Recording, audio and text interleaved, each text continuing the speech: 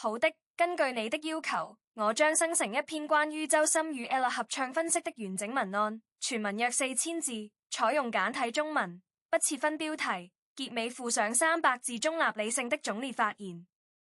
當周深與 Ella 陣嘉華的名字並排出現在合唱企劃中時，多數人的第一反應是破次元壁。一位是被譽為天籟之音的柔美男高音，嗓音空靈如雲端之上的吟唱；另一位則是華語女子天團 S.H.E 中以低沉中音和爽朗性格著稱的大主唱，聲線紮實如大地根基。這樣一對聲部屬性幾乎處於頻譜兩極的歌手，要在一首3分多鐘的流行歌裏完成和聲交織，稍有不慎便會淪為各自炫技的拼盤，而非真正的合唱。然而，當那個舞台呈現出來時，所有關於聲線匹配的疑慮都被擊碎了。那不是簡禪的優勢互補，而是一場聲音化學反應的盛大實驗。聲樂老師們戴上耳機，拆解那短短180秒的音軌時，他們發現了一個驚人的事實：這首作品的成功，並非源於高音線5的連續轟炸，亦非轉音技巧的繁複堆砌，而是建立在一種極其古典卻又被現代流行樂遺忘許久的對位法則之上。它像一場精心策劃的聲音諜戰，每一個音符的進出，每一次氣聲的轉換，每一層和聲厚度的疊加，都暗藏着嚴謹的數學邏輯與豐沛的情感博弈。當剝離了舞台燈光與觀眾尖叫，我們才能窺見那藏在波形圖裡的封神密碼。那不是天賦的偶然碰撞，而是匠心的必然共振。讓我們把時間就拉回那3分20秒的音頻文件。從第一個鋼琴音符落下時，編曲者就埋下了一個精妙的陷阱。前奏並未採用常見的柱式和弦鋪底，而是用分解琶音勾勒出一片寂靜的夜空，這為兩位歌手的入場留出了極大的動態餘量。周深的聲音率先進入，他選擇的是頭聲比例超過70%的輕機能唱法，聲帶邊緣震動帶來的泛音像一層薄如蟬翼的琉璃，在高頻歐段大約8000赫茲的位置形成了晶瑩的顆粒感。這種處理的高明之處在於，它並沒有急於佔據中頻的主導地位，反而將150赫茲到300赫茲的基頻歐域完全讓出。緊接着 Ella 的聲音在第二樂句的弱拍位置切入，她的聲帶閉合更為充分，空腔共鳴賦予了聲波一種溫暖的圓度，恰好填充了周深流出的中低頻空檔。聲樂老師管這叫頻段立位互補，他讓兩個人的聲音在物理層面避免了掩蔽效應，就像兩條蜿蜒的溪流，一條在岩石上跳躍泛着白光，另一條在深谷中沉穩流淌，他們最終匯入同一片湖泊，卻各自保持着清晰的水紋。到了主歌中段，一句歌詞的尾音處理暴露了更深層的設計。周深在那個長音上使用了極慢的顫音，每秒約5次波動，這種頻率恰好能激發人耳納爾毛細胞的敏感共振，帶來一種類似顱內高潮的酥麻感。而 Ella 在同一時刻的和聲層，卻選擇了平直的直音雍詞，如同扮緊的琴弦，為飄忽的上方聲線提供了一個絕對穩定的重力參照系。一靜一動，一虛一實，這種在時間維度上精密到毫秒的立位咬合，已經超越了常規流行對唱的範疇，進入了古典塞納洛的對話邏輯。而當歌曲行進至第一個情緒爬升點，兩人的音量動態出現了戲劇性的逆轉。通常認為高聲部在強音處應佔據主導，但周深卻在此處刻意收斂了共鳴強度，將聲音的穿透力從鋒利的劍刃收縮為柔韌的絲線。與此同時 Ella 的中低音歐猛然釋放出略帶沙啞的爆發力，那是一種聲帶不完全閉合產生的氣流感，在頻譜上呈現為寬泛的噪聲分布。這種不完美反而賦予了副歌前奏一種粗糲的真實人性。聲樂專家將這種處理形容為光的折射，當高亮度的音色不再強行穿透介質，而是選擇在密度更大的音色表面發生偏轉，兩者共同投射出的情感光譜便產生了肉眼可見的色散現象。紅橙黃綠的冷暖色調在聽眾耳蝸的基底膜上炸裂開嚟，這種聽覺上的立體感是禪一音色永遠無法企及的維度。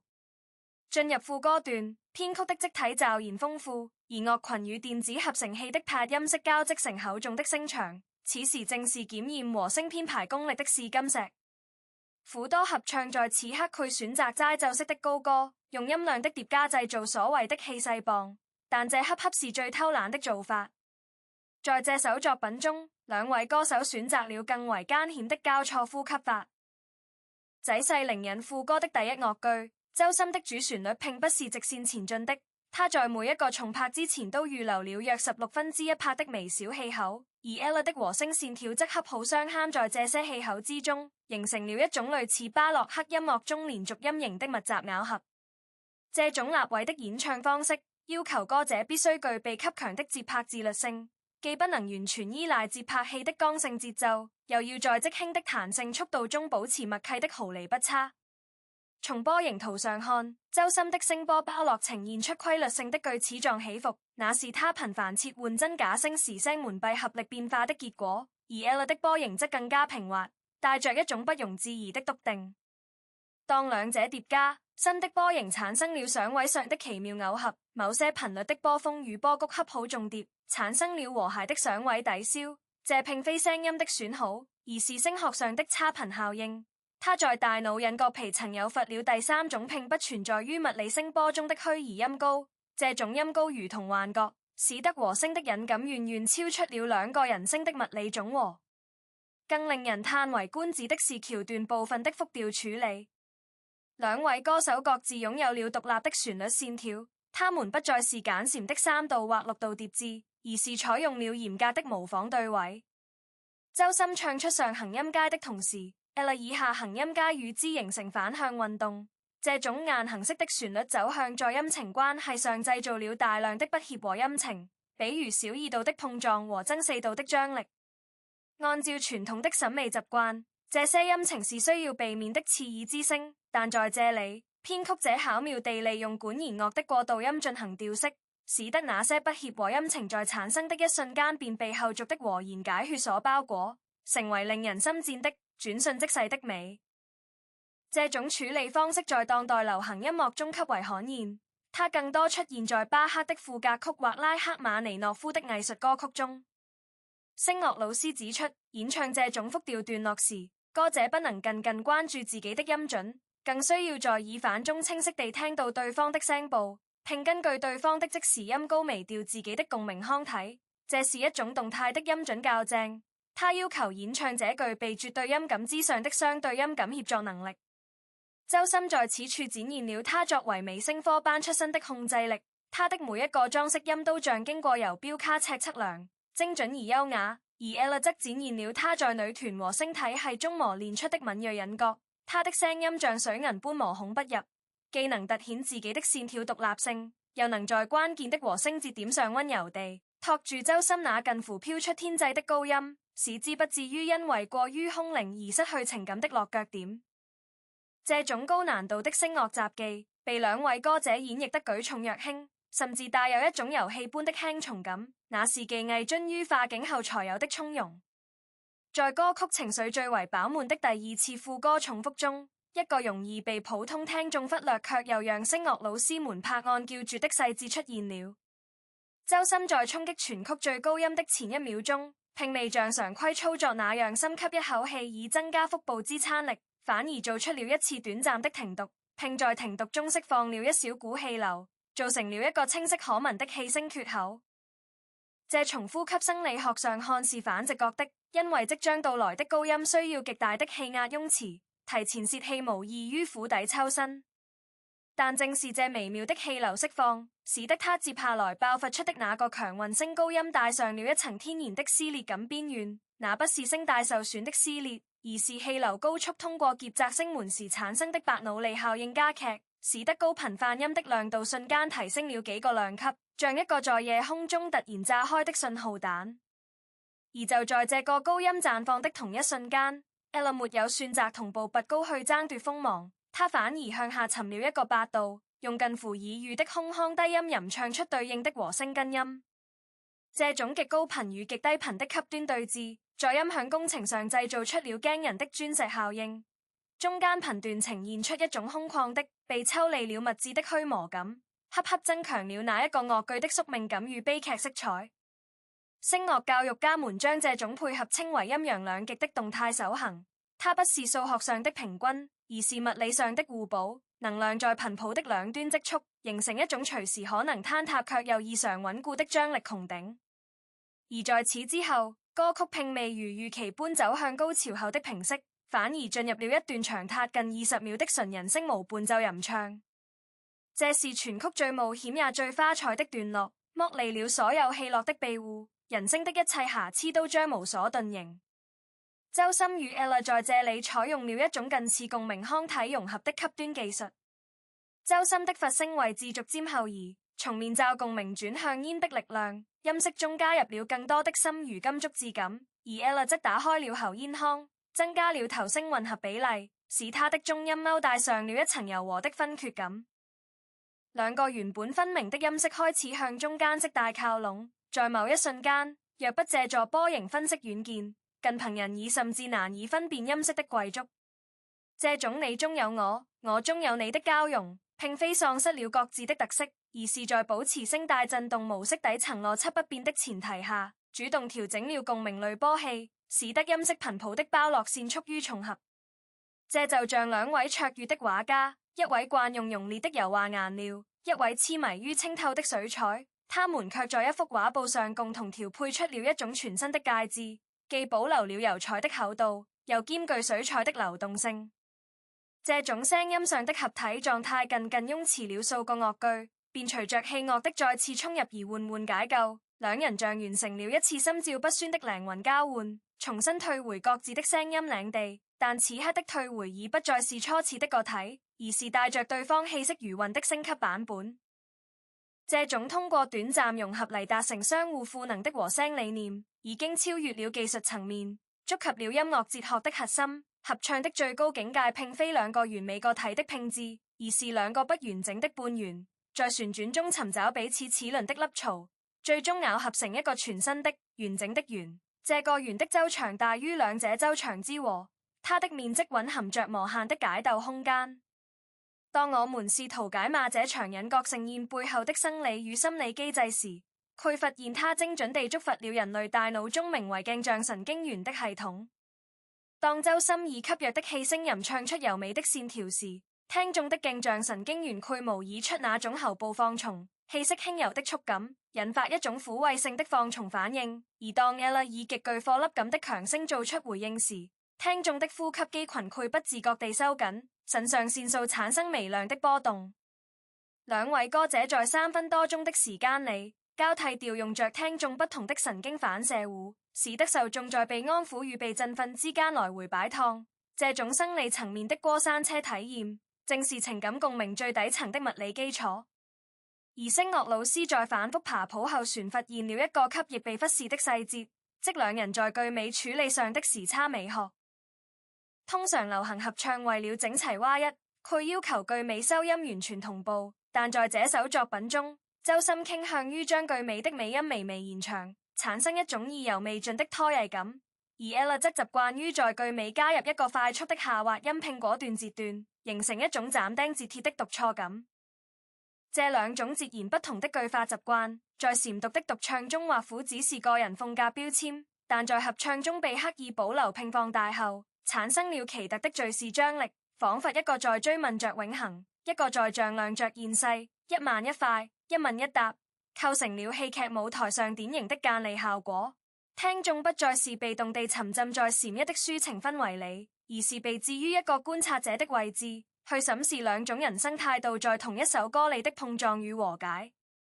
這種敘事層面的豐富性，使作品擺脫了普通情歌的窠臼。它不再僅僅是關於愛情的甜蜜或苦澀，而是關於個體與個體之間如何尋找共鳴頻率的預言。在歌曲最後一片副歌中，所有的樂器達到最強的響度，兩位歌手卻反其道而行之，不約而同地選擇了殘弱處理。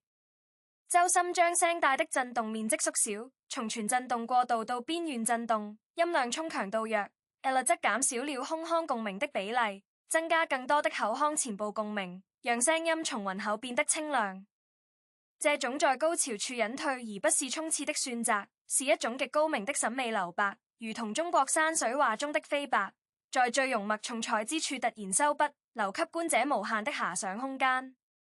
當最後一個音符在空氣中消散，兩人沒有使用花麗的裝飾音收尾，而是以一個乾淨的、同步的、不帶顫音的直音結束了全曲。那個音在消逝前的最後一秒，呈現出一種近乎神聖的準正感，像教堂穹頂下飄落的一粒塵埃，在光速中緩緩旋轉，最終歸於寂靜。這場3分多鐘的聲音博弈，其封神之處並不在於哪一個高音超越了人類極限，也不在於哪一段轉音展示了花哨的技藝，而在於它重新定義了流行音樂中合唱二字的可能性。長久以來，流行對唱要麼淪為聲部間的田忌賽馬，用各自的華彩段落進行切割式的比拼，要麼陷入音色速同的尷尬，喪失對話的趣味。而周深與 Ella 的合作，提供了一種範本式的解決方案，它證明了對立的兩級並非只能互相消解，在足夠的音樂素養與審美共識的催化下，對立可以成為最穩固的合力。他們像兩位頂尖的建築師，不是在用聲音堆砌一座高塔，而是用各自的聲音材料搭建一座拱橋，兩個橋墩各自紮根於自己的音域土壤，橋身在終點以最輕盈的姿態相互依靠，最終共同支撐起橫跨情感峽谷的穹頂。聲樂老師們服氣的不僅僅是那精確到毫秒的節奏配合，那科學到頻段的共鳴分配，更是那背後對於音樂作品的敬畏之心。他們甘願為了整體效果而收斂自己的鋒芒。周深放棄了他標誌性的圓記式花腔，Ella 收斂了他極具侵略性的爆發力。兩人都將自己最拿手的殺手作為輔料投入了共同的燙鍋，熬煮出的是一鍋從未存在於任何食譜上的嶄新味道。這種克制，這種犧牲，這種為了共同美學追求而達成的默契，遠比任何華麗的高音更難得。在流量至上的娛樂環境中，這樣的合作如同一股清流，它提醒着我們，真正的藝術創新衝嚟不是靠資源的堆砌或噱頭的拼湊，而是靠對每一個音符的反覆揣摩，對每一次呼吸的協同演練，對每一種和聲可能性的勇敢探索。它讓我們看到，當專業精神成為溝通的橋樑，當兩位擁有不同聲樂背景和成長路徑的歌者願意放下身段，跨出書的鈎去擁抱對方的頻率時，他們所產生的能量足以穿透一切審美偏見的壁壘，抵達一種超越語言和流派的美學共通體。現在，讓我們以一段約300字的中立性發言，對這場現象級的合唱進行理性審視。這場合作之所以引發熱議，本質上是大眾審美對於長期禪調市場的一次集體渴望釋放。